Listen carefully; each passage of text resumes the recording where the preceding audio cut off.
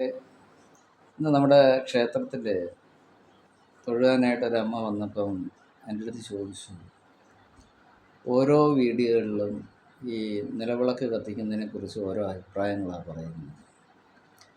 ശാന്തിക്ക് എന്താണ് പറയാനുള്ളതെന്ന് എൻ്റെ അടുത്ത് ചോദിച്ചു.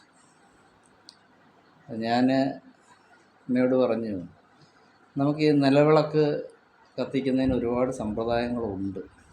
തൂക്കുവിളക്ക്, കവലവിളക്ക്, നിലവിളക്ക്, പട്ടവിളക്ക്, ഗണപതി വിളക്ക്, ലക്ഷ്മി വിളക്ക്, മൺചിരാത്, ഇങ്ങനെയൊക്കെ ഓരോ ഷേപ്പുകളിലായിട്ട് ഓരോരോ വ്യത്യാസങ്ങളിലും കാണാൻ കൗതുകത്തിന് വേണ്ടിയൊക്കെ ഓരോ വിളക്കുകളുണ്ട്. പക്ഷേ ഇതൊന്നും അല്ല വീട്ടിലെ വിളക്കെന്ന് പറയുന്നത്.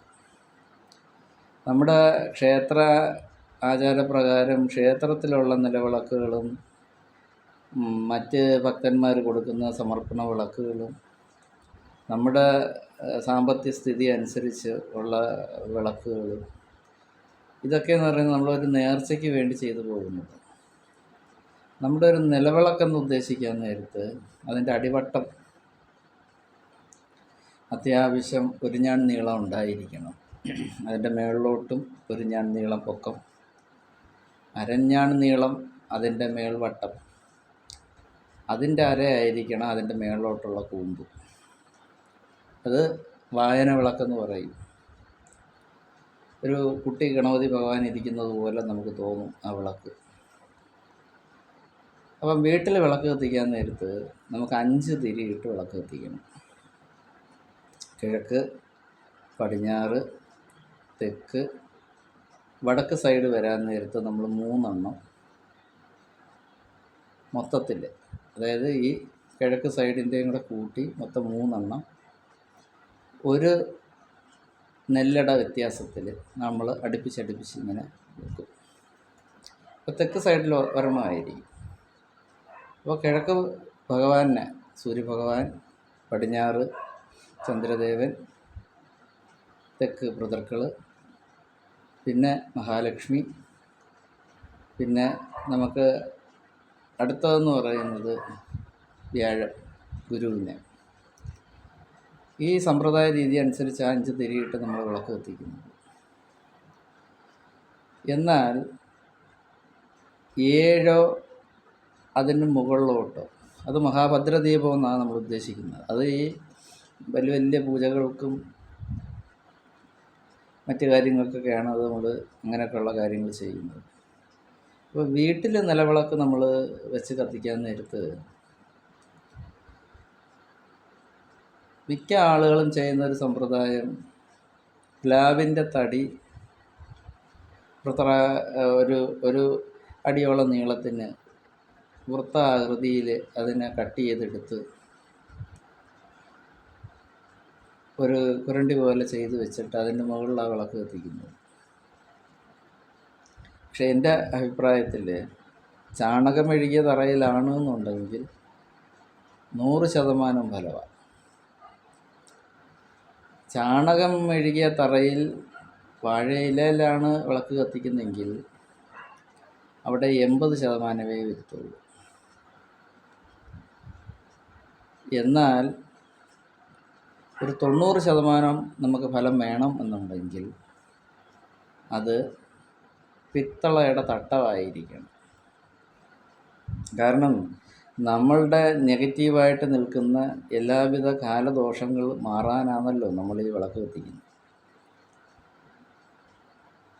നിലവിലുള്ള കാലദോഷങ്ങളെല്ലാം എരിഞ്ഞു മാറുന്നതിന് വേണ്ടിയാണെന്ന് നമ്മളുടെ വീട്ടിൽ വിളക്ക് കത്തിക്കുന്നത്.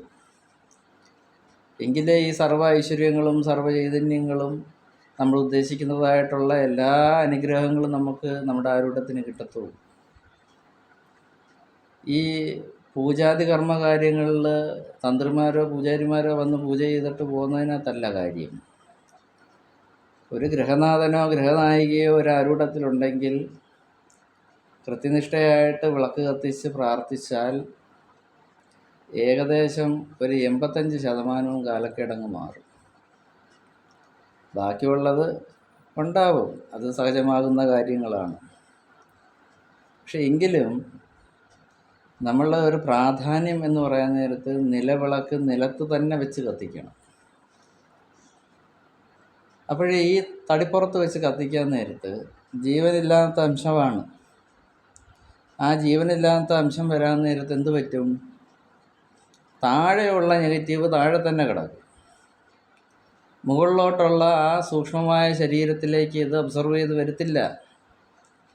അപ്പോൾ അവിടെ നമ്മൾ ശ്രദ്ധിക്കേണ്ട ഒരു കാര്യം, ആരൂഢത്തിൽ ഗുളികനായിട്ട് നിൽക്കുന്ന ദോഷങ്ങളായാലും, ഇനി പിതൃദോഷമായാലും, ഇനി അതല്ല ചാരവശാലുള്ള ദോഷങ്ങളായാലും, അതല്ല ഇനി പിന്നെ ഗ്രഹസ്ഥിതി അനുസരിച്ചുള്ള ദോഷമായാലും, എന്തോ ആയിക്കോട്ടെ, ഏത് ദോഷത്തിനും പരിഹാരം ഒരു ഒറ്റമൂലി എന്ന് പറയുന്നത് നമ്മളുടെ വീട്ടിലെ നിലവിളക്ക് കത്തിച്ചുള്ള നമ്മളുടെ ഭക്തിയും നമ്മുടെ ക്ഷേത്രാലയമായിട്ട് സങ്കല്പിക്കുന്ന ഒരു ആരാധനക്രമമാണ് നമ്മുടെ ആരൂഢത്തിലെ നിലവിളക്ക് കത്തിക്കെന്ന് പറയുന്നത്.